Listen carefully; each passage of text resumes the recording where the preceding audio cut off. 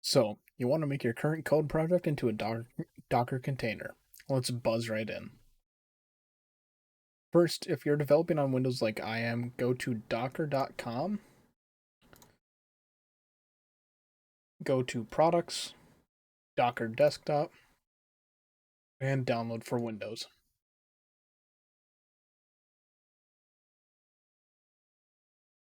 After it downloads, go ahead and go to install it.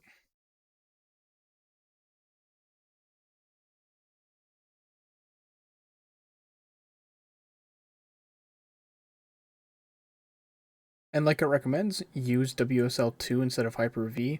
WSL is Windows subsystem for Linux. It just helps with performance when using Docker containers that are developed for Linux systems, which most of them are. After you get it selected, go ahead and hit OK, and it'll run the install. For me, it's going to error out because I'm running this on the Windows Sandbox since I already have Docker installed, but there's an issue with it where it is going to fail out on me, so we're just going to move on. After you get it installed, go ahead and start it up.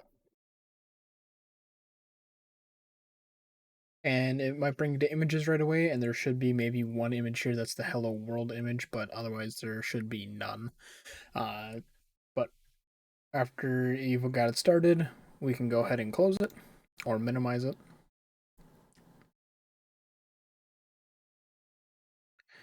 In your code, in the root of your code, you're going to need to create a file called Docker file. This is the file that Docker will use to know how to build your project into a container. There's some key parts of the file that we'll need to cover and kind of understand. The first part is the from. The from section just gives the Docker container a base to work off of. For example, for me, I'm using Ubuntu for my current project. I haven't really messed around with more images yet to see what works best with my code, just to try to help with performance and size. But for example, some that you can use is Node Alpine, which will use Alpine Linux with the most current version of Node installed. You can also use Node colon 12.2.0 Alpine, which will use Alpine Linux with Node 12.2.0 installed. I'll include a link to the Node Docker image in the description so you can see all the different versions that you can use. There's a lot there for, especially for like the different types of Node. There's 22, 20, 18, and then like I said, the current version that it has there as well. Next, I have some environment variables I want to declare. I can do that by using the env part here. I can then specify the names of the environment variables I want. So token, MongoDB, client ID.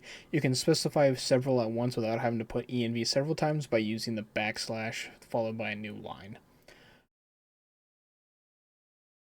And I'll also show you later on how you can use those in your Docker container.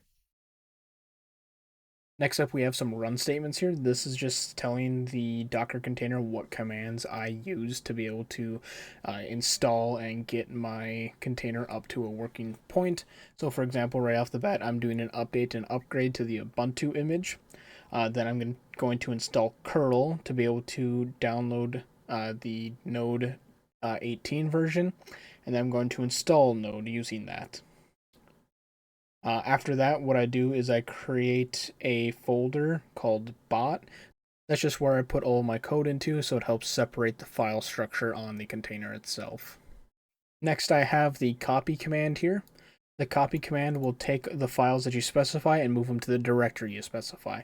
So here I just have a period for the current directory that the Docker file is in. So in this case, it would be all of the files here on the right. So I tell it I want to copy everything inside of this directory over to the bot folder. I then go ahead and change the working directory to bot for me to be able to run my next command, which is where all my files are stored. So the run, again, lets us run commands on the system, which I then use npm install to install all of my dependencies that I have laid out in my package.json file. Next, I then change my working directory to the source directory because here in my source directory on the right, we can see is where I have most of all my files, which the one I really want out of this is the index.js, which is what starts my application. Then my last line here is the CMD. This just tells it what it should run at first to get the container running. So I'm telling it I want it to run node with the argument index.js to be able to run and start my program. After you got your Docker file created, you might want to include a .docker ignore file like here. This is just a file that tells Docker what it should exclude from the image when you create it. So here I have .github node modules and config.json. Config.json is just a legacy file I have in here that held my variables before I moved to Docker when I still had this running on standalone Linux. The next one I have it exclude is node modules. I don't have node modules in my file structure at the moment, but I did have it earlier on and I wanted to exclude it just because when we do that npm install command that we saw earlier in my Docker file here, it's going to create that folder and install all of my all of my node dependencies anyways into that folder. Another one I want to exclude is .github, just because that's specifically for GitHub repositories. I don't need that in my Docker image, so I go ahead and exclude that one as well. You can always exclude any file you want, any folders you want. You just gotta make sure you declare in your .docker ignore file. After you got all that done, we can then move on to the command portion of this. First, to get to the command portion, you can click on View and then Terminal, and it should pop up here. I prefer to use PowerShell for this as this works best with building out my Docker container.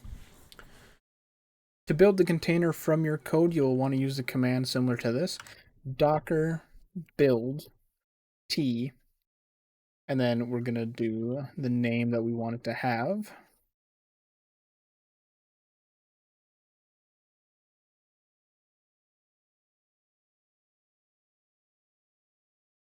And the file structure that we want to include. So here we would just put a dot, and here I'm just going to put a period. What this is telling us is what files and folder we want to include. Since I'm doing this straight from Visual Studio, it's already doing it from the root of my code. So I just need to put a periods to say I want to use this current directory and all of the files in it.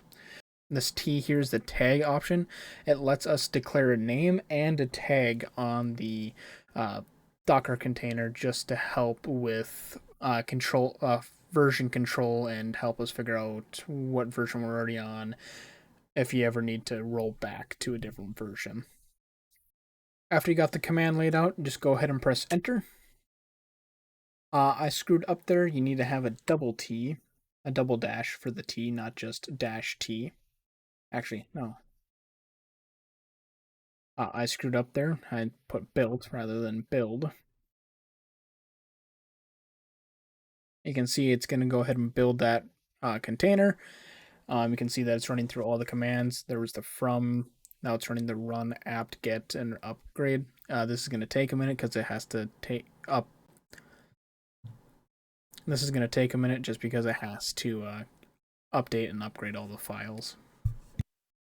For me, this failed, but I think I know why. It's going to be that my firewall has blocked it. So let me go ahead and disable that, what's blocking it for the quick second. And just run it again. Then you can see there it's running through the apt install curl. Now it's downloading the Node 18 version. It's now installing the node. You can see that it made the bot file, it copied all the files to that bot folder, and now it changed the working directory to the bot folder. Now it's running the npm install. And then after you get it finally working and you're actually able to do the build, I had some issues with my Docker file. I ended up switching to Alpine, and then as well I had to add some more things to it. And so far it is working. So After you get it all working, then to run it directly, you can do docker run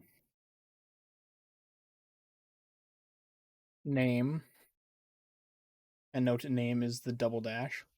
This is just makes it easier to like kill the process or delete it later on. D makes it run in the background, so the dash D makes it run in the background, so it's not an active right in front of you process. It'll give you a little string, which is the Docker ID, which you can use later on to also kill the process. So we'll use what we named it earlier.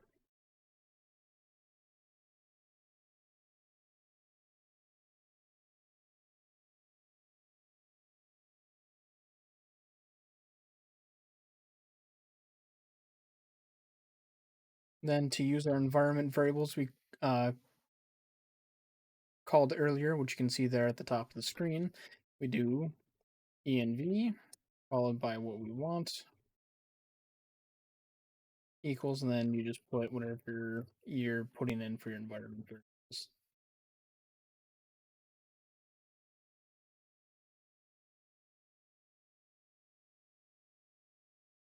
And you do have to specify dash dash env for each individual variable. And then you press enter, and that will start the container and get it running. And since the image was able to be built, and if it runs perfectly fine, you can then upload that to docker.com and get it into different systems. I personally like to use Portainer to manage all my Docker containers. It just makes it pretty easy to manage all of them and their network access. If you guys want, leave a comment, like, and I can definitely if you guys do want to see how to upload it to docker.com and then import it into a system like Portainer, leave a comment, like, and I can do a video covering on that later on. If it gets enough comments and likes, I'll definitely do a video on it, showing you how to set up a Docker container in Portainer and how to configure it. Alrighty, thanks for watching. Again, like, comment, subscribe, and I will see you in the next one.